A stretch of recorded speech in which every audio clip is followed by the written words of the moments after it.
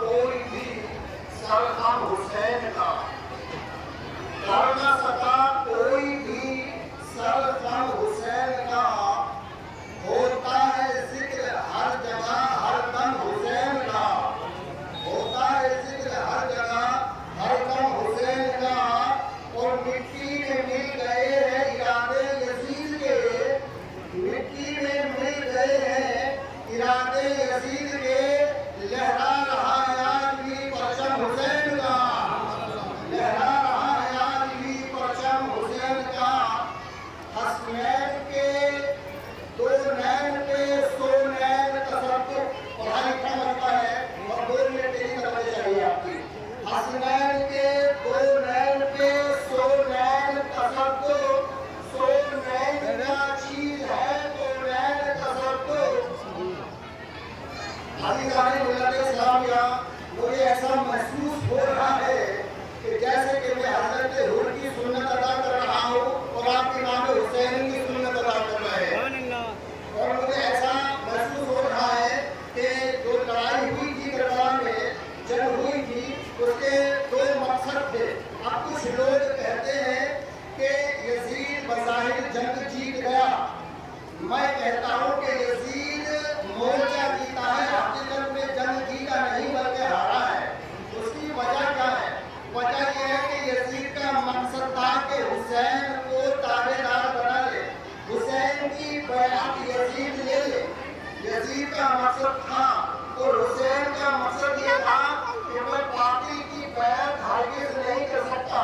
इसलिए नहीं कर सकता कि अगर मैंने बातिल की बैअत कर ली तो जमीन और आसमान जो कुछ है वो सब का सब खत्म हो जाएगा, फिर हम बरम हो जाएगा। क्योंकि अल्लाह तबारक व तआला ने कुरान हकीम में इरशाद फरमाया, वला बितबाल हम हमारो लफज़लती समावात व अर्दु मन फिहिन, कि अगर हक बातिल की पैरवी कर ले तो जो कुछ जमीन और आसमान में है वो सारे का सारा खत्म हो जाएगा, सारे का सारा तबाह व बर्बाद हो जाएगा, फिर हम बरम हो जाएगा। तो मालूम ये हुआ कि इमाम अली मकाम अलैहिस्सलाम ने मैदान करबला में कुर्बानी देकर ये साबित कर दिया और ये बता दिया कि जो कुछ भी आज है वो इमाम अली मकाम हुसैन अलैहिस्सलाम की कुर्बानी की वजह से है। सामईन मोहतरम, पता ये चला कि आज अगर दुनिया मौजूद है तो हुसैन की वजह से है, अज़ानें मौजूद है तो हुसैन की वजह से है, आसमान मौजूद है तो हुसैन की वजह से, अर्श कुर्सी है तो हुसैन की वजह से,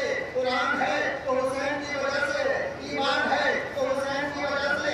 एक शेर में अपनी तकरीर को समेट रहा हूँ। अभी आने मिलत इस्लामिया, ये कायनात बनी है नबी के सदक़े में, ये कायनात बनी है नबी के सदक़े में और बची है हुसैन के सदक़े में।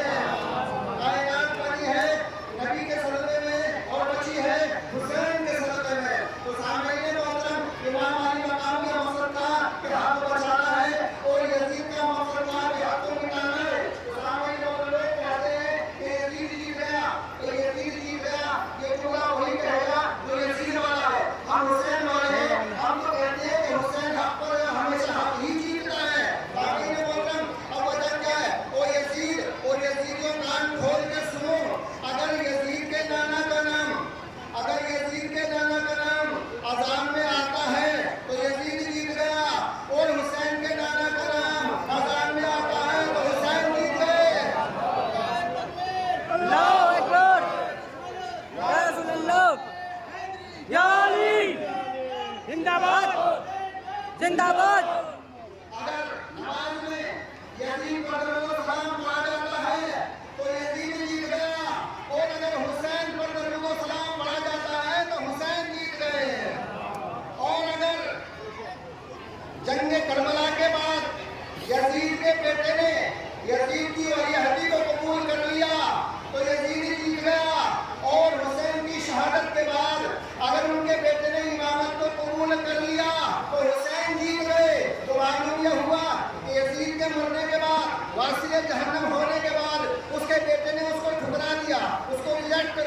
उसको नकार दिया, लेकिन मौला हुसैन के बेटे ने उनकी इमामत को संभाल लिया, उनकी विलायत को संभाल लिया। तो मालूम ये हुआ कि हुसैन जीत गए। सामने मोहतरम, अगर न जीतते तो इतना बड़ा मजमा नजर नहीं आता। और तीसरी बात यह है कि अगर यजीद की कब्र पर कोई जाता है और वह मन्नत समाजत करता है, हार फूल चढ़ाता है, अगर दुआएं मांगता है तो यजीद जीत गया। और अगर इसके बरक्स हुसैन की कब्र पे लोग जाते हैं, वहाँ मन्नतें मांगते हैं, अगर उनकी मन्नतें पूरी होती है तो समझ लो कि हुसैन जीत गए। यजीद हार गया और हुसैन जीत गए। जरा जोर से बोलो, हुसैन जीत गए, ऐसा नहीं हुसैन की आवाज निकलनी चाहिए, हुसैन जीत गए, हुसैन जीत गए, यजीद हार गया। यही बात मुझे आप तक पहुंचानी थी। अभी आपने बोला था इस्लाम में मैं अहले सुन्नत से हूँ, आप अहले तशय्युअ से हैं। माशाअल्लाह बड़े खुशनसीब है। ये तो ईमान मिलता है ना, ये ईमान की दौलत मिलती है, बड़े कुर्बानियों से मिलती है। और इमाम हुसैन ने कुर्बान होकर हम जैसे हुरों को एक हौसला अता फरमा दिया। अगर हुर यजीद से निकल के हुसैन में ना जाता तो हम लोगों को रास्ता कैसे मिलता? अगर हुसैन की फौज में से कोई यजीद की फौज में गया है तो यजीद जीत गया, और अगर यजीद की फौज में से अगर कोई हुसैन की फौज में गया है तो हुसैन जीत गए। ये वो कुर्बानी है, इसका मतलब बहुत बुलंद वाला है। हमारे मकाम वो है कि इसके बारे में अल्लाह तबारक व तआला ने कुरान में इरशाद फरमाया, "कुल्ला असरू अलैहि अजर इल्ला मवद्दता फिल कुर्बा", इनकी मोहब्बत से ऊपर फर्ज है। और इस्लाम को कुर्बानी चाहता है, मोहब्बत कुर्बानी चाहती है। तो इमाम अली मकाम ने कुर्बानी पेश की और ऐसी कुर्बानी पेश की मसाइल आपने सुने हैं। मैं अपने मसाइल की तरफ जाता हूँ। सामने मतलब इमाम अली मकाम में मैदान करबला में अपने अजीजों के, अपने असहाब के लाशें देखे और जब करबला की तरफ रुख किया तो देखा कि जलती जलती गरम गरम रेत पर लाशें पड़े हुए। अभी मैं मौलाना मुताहिर साहब के घर से निकल के आ रहा था, पाँव में जूते नहीं थे, इतनी गर्मी लग रही थी, पाँव जल रहे थे। उस वक्त मुझे करबला का मंजर याद आ गया कि जब हमारी ये हालत है तो वहाँ उनकी क्या हालत होगी। जहाँ ऊपर से भूख की कहावत थी, नीचे से रेत गरम था, लाशें वहाँ पड़े हुए थे, गरम धूप पर गरम लाशें, कितनी मुसीबत का आलम होगा। सामने होगा कहीं हजरत कासिम का लाशा है, कहीं हजरत अली अकबर का लाशा है, कहीं हजरत अली असगर का लाशा है, कहीं अब्बास रज़ियल्लाहु का लाशा है। और सामने होगा जब करबला के तारीख को हम पढ़ते हैं तो हजरत अली असगर छोटा सा बच्चा शशमही, जिसको ये नहीं मालूम कि तीर लगता है तो मुस्कुराते हैं या हंसते हैं या रोते हैं, उसको नहीं पता कि रोना होता है या मुस्कुराना होता है। ऐसे ऐसे बच्चों को जुदा कर दिया। और अल्लाह ने गलत इस्लाम में वो उसे बोला कि उस पर नमाज में सवाल होता था। वो उसे जिसको लगी अपने कानों पे उठाकर मदीने में घुमाया करते थे। वो उसे जिसके लिए जंगल से हाथी अपना बच्चा पेश करती है, हुसैन का बहुत बड़ा मर्तबा है, बुलंद वाला। इतना समझ लीजिए हुजूर ने इरशाद फरमाया, हुसैन मिन्नी व अना मिन हुसैन, हुसैन मुझसे है, मैं हुसैन से हूं। अब हुसैन का कत्ल करना रसूल का कत्ल करना है। सामने ने मतलब कितना बड़ा जुर्म अजीम है, कितना बड़ा गुनाह कबीरा है। सामने ने इमाम अली मकाम हुसैन इस्लाम को शहीद किया जा रहा था और जसद अक़दस जब घोड़े से ऊपर से नीचे की तरफ आ रहा था तो मक्तल की किताबें बताती है कि इतने तीर लगे थे कि जब लाशा घोड़े से जमीन की तरफ आया तो न ऊपर था न नीचे था, यानी न जमीन पर था न जमीन पर था। उसके बाद क्या हुआ? शिमर मरूम आया। शिमर मरूम में आने के बाद सबको तरह से जुदा करना था। सामने में जुमले